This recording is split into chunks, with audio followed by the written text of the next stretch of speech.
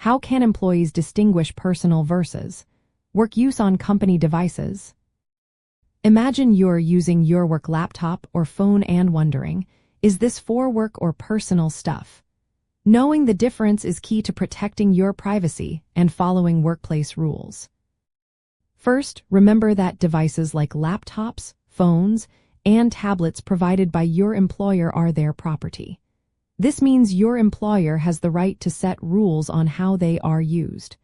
Most companies have policies that say these devices are mainly for work tasks. Personal use might be allowed, but often with limits. Legally, in the United States, employees usually do not have full privacy rights on company devices.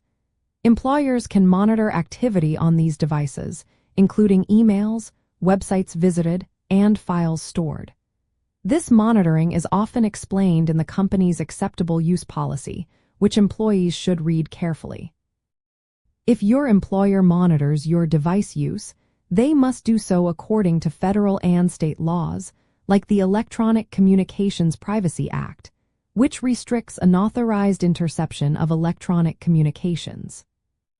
To tell personal from work use, start by thinking about what you're doing. If you're sending a work email, creating a report, or accessing your company's system, that is clearly work use.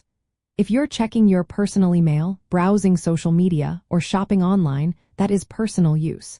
Many companies specify acceptable personal activities, such as brief calls or limited internet browsing during breaks. Check your company's policy to see what is allowed. Another way to tell is by looking at where your data is stored. Files or messages stored on a company device are generally accessible to your employer.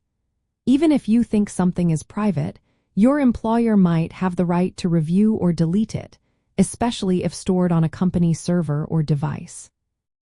Employers may also use software to track what you do on a company device. They can see websites visited, apps used, and how much time you spend on different tasks. So, assume that anything on a work device could be seen by your employer, whether it is work-related or personal.